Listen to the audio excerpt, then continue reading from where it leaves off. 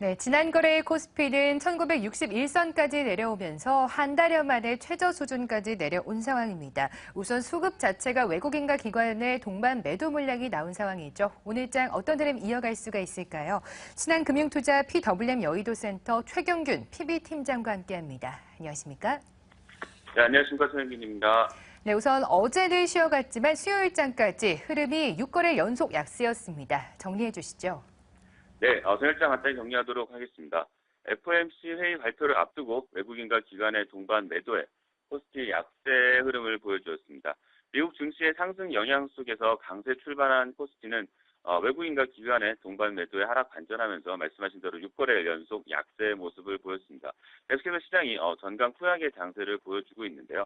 외국인은 3거래 연속 순매도하며 코스피 약세를 주도하였는데 반면 코스닥은 외국인과 기관 동반 순매수를 기록하며 최근 3거래일 동안 코스피 대비 아웃퍼폼하는 그런 모습을 보여주었습니다. 최근 이 거래일 동안 환율의 등락폭이 굉장히 큰 모습을 보여주고 있는데요. 이 거래일 동안 11원 하락한 원달러 환율은 당국의 개입 경계감 속에서 전일 대비 2.6원 상승한 1,033원에 마감을 하였습니다. 업종별로는 의료, 정밀, 통신, 철강, 금속 업종이 강세를 보였고 전기전자, 기계, 운수장비 업종이 약세를 보인 그런 하루였습니다. 네. 지난 거래일까지의 우리 시장을 정리해 주셨습니다. 사실 어제장에 휴장을 했고 다음 주 월요일과 화요일에도 휴장을 앞두고 있기 때문에 오늘만 개장하는 징검다리 연휴 속의 개장입니다. 그렇기 때문에 흐름이 더욱더 조심스럽습니다. 오늘장 전망해 주시죠. 네, 일단 어저께 같은 경우에는 이제 전 세계 증시 중에서 미국이 거의 독보적으로 개장을 하였었고 또 FOMC 회의에 결과가 발표된 내용이기도 했습니다. 일단 오늘 같은 날에 이제 글로벌 증시 말씀하신 징검다리 연휴 속에 큰 거래량이 없는 한산한 시장을 예상을 하고 있습니다.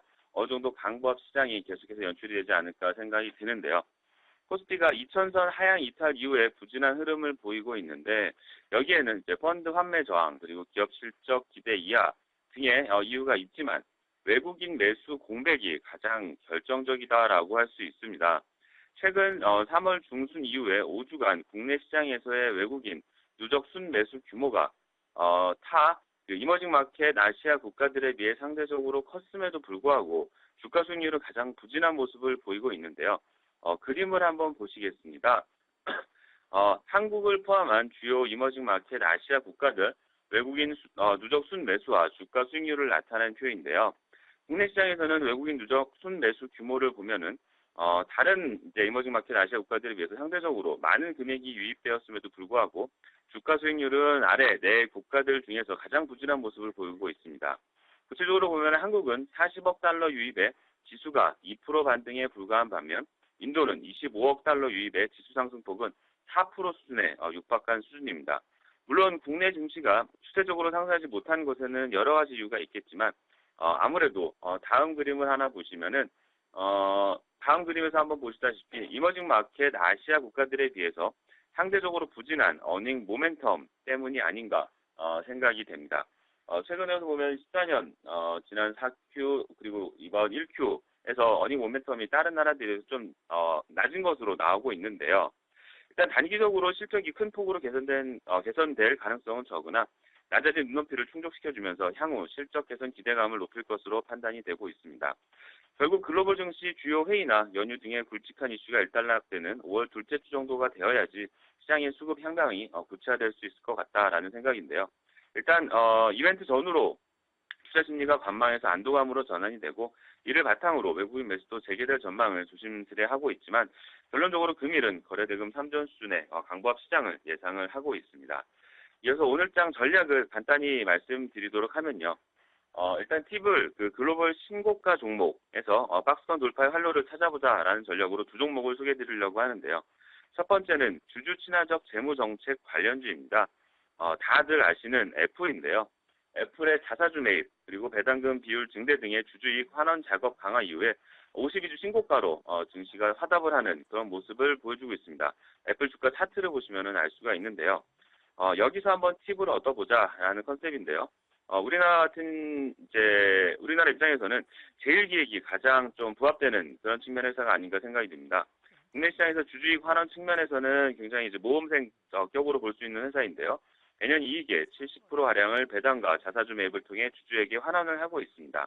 더불어 다른 모멘텀으로 해외 부분 실적을 통해서 삼성전자 마케팅 비용 통제 우려를 해소하며 1분기 영업이익이 전년 동기 대비 16% 증가, 또 광고 성수기에 해당하는 2분기에는 6월부터 시작되는 브라질 월드컵으로 삼성전자의 해외 마케팅 비용이 집행할 것으로 기대를 모으고 있습니다.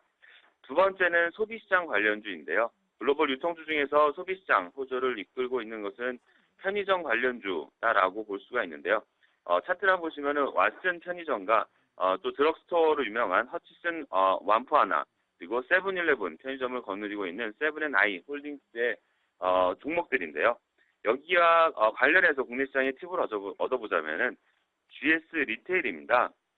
1인 가구가 주도하는 근린형 소비와 자영업자 창업 열풍의 중심에 서 있는 편의점 관련주이다라고 할 수 있는데요.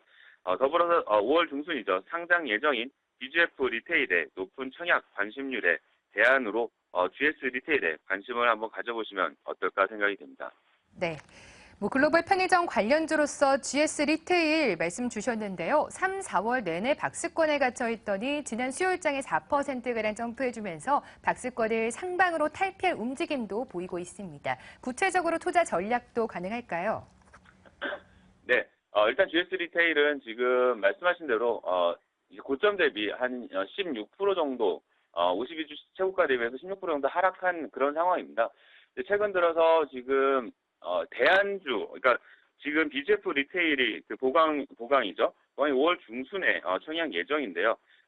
제가 이제 저희 PB센터에 있으면서 이쪽 보강에 대한 그 관심들이 굉장히 기관이든 개인이든 굉장히 많은 것 같습니다. 그리고 전체적인 글로벌 아까 소비시장 관련주로서 이런 허치슨 완포하나나 세븐앤아이 홀딩스의 주가 차트가 굉장히 신고가를 갱신하는 그런 모습을 보여준다라는 점에서 팁을 얻어서 GS 리테일 지난 4분기에는 실적이나 여러 가지 이슈적으로 좀 많이 하락한 모습을 보였지만요. 그때 3만 원 밑에서는 한번 접근을 해서 다시 신고가까지 한번 트라이 해볼 수 있는 그런 전략이 되지 않을까 생각이 됩니다. 네. 3만 원 선 밑에서 접근해도 좋을 것 같다. GS 리테일의 투자 전략 세워주셨습니다. 오늘 일장 신한금융투자 PWM 여의도센터 최경균 PB팀장과 함께했습니다. 고맙습니다. 네, 감사합니다. 최경균이었습니다.